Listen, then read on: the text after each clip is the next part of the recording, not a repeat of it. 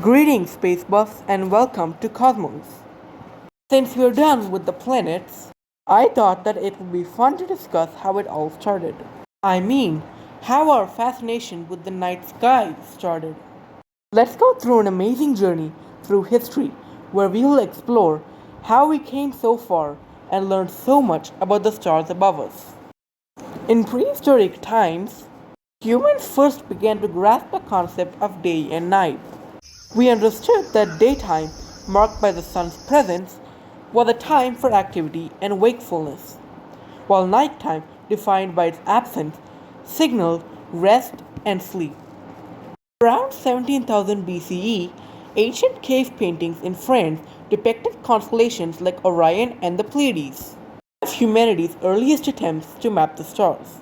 For thousands of years, this limited knowledge of the sky shaped human understanding until, slowly, curiosity pushed us to explore further. The Sumerians were among the first people to track the stars and their movement across the sky around 3000 BCE. As Earth orbits the Sun, they noticed that our view of the stars changes. They also observed five wandering stars that moved differently from the others: Mercury, Venus, Mars, Jupiter, and Saturn. The Sumerians blended their mythology with astronomy, a practice that would persist across cultures for thousands of years. In 2000 BCE, the Chinese also studied the stars and planets, tracking events like solstices and equinoxes. They observed the moon's phases, noting their cyclical patterns, and used this knowledge, along with the changing seasons, to create the lunar calendar, standard still used today for religious festivals.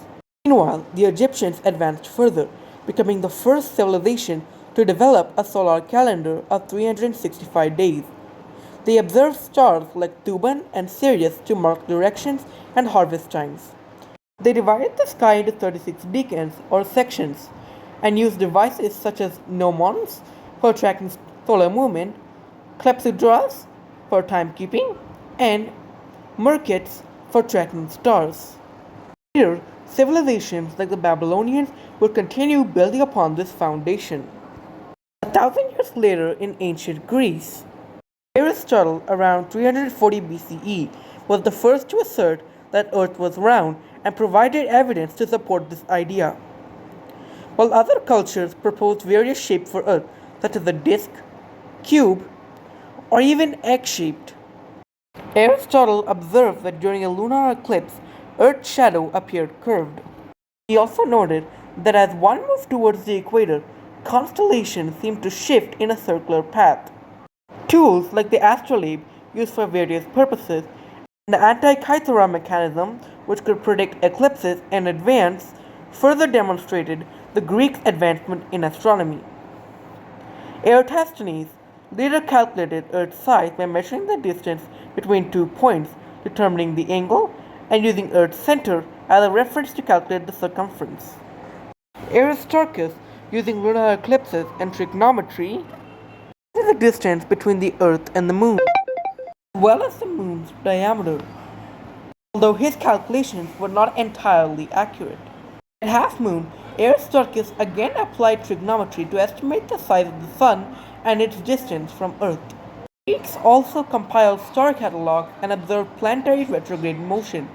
This led Aristarchus to propose that the Sun was the center of the universe, although most people continued to support Ptolemy's geocentric model. Hipparchus made another key discovery, the wobbling of Earth's axis, while Anaxagoras in 450 BCE explained that eclipses occur due to the shadows cast by the Earth and the Moon.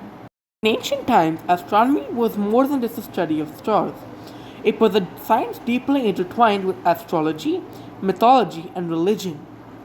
The universe was believed to be perfect, with a round spherical Earth at its center, surrounded by a celestial backdrop of stars, planets, the Sun, and the Moon, all orbiting it. Planets were associated with gods, and the Sun and Moon were considered divine entities as well.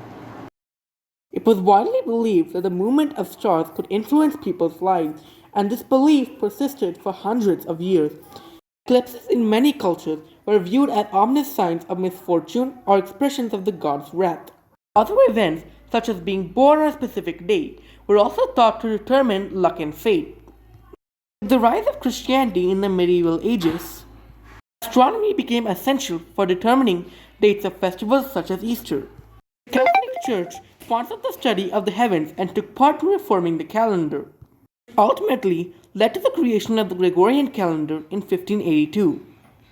Churches also played a role in teaching astronomy with figures like Bede the Venerable, conducting research and sharing knowledge. In 1582, the Catholics built an observatory to further these studies. However, they adhered to an Earth-centric model of the universe and relied heavily on biblical texts, viewing the heavens as a perfect manifestation of divine order. Today, we know that was far from accurate. It led to significant conflicts with new astronomers and the eventual modernization of science.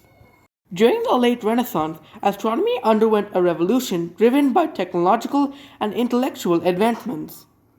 The invention of the telescope in the early 17th century played a pivotal role in this transformation.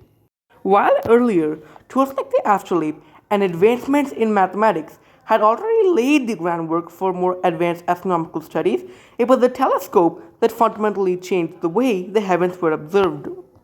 Invented in 1608 by Dutch opticians Hans Lippershey and Jacob Medius, the telescope was initially designed as a simple optical device for observing ships. However, it soon found a much broader application.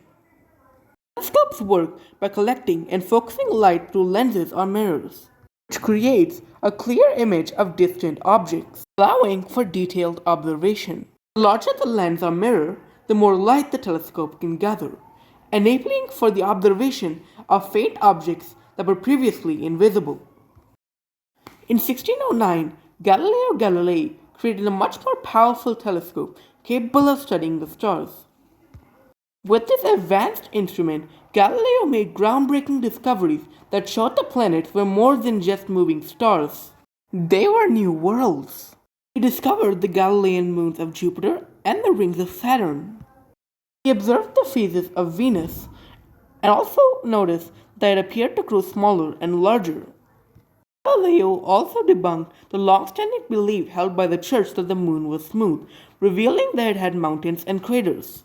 Additionally, his observations revealed that the Milky Way was made up of thousands of stars, invisible to the naked eye. And through these findings, Galileo provided the first true evidence supporting the heliocentric theory. However, after repeated warnings from the Catholic Church to cease his observations for contradicting their teachings, Galileo was eventually confined to his room, where he remained until his death.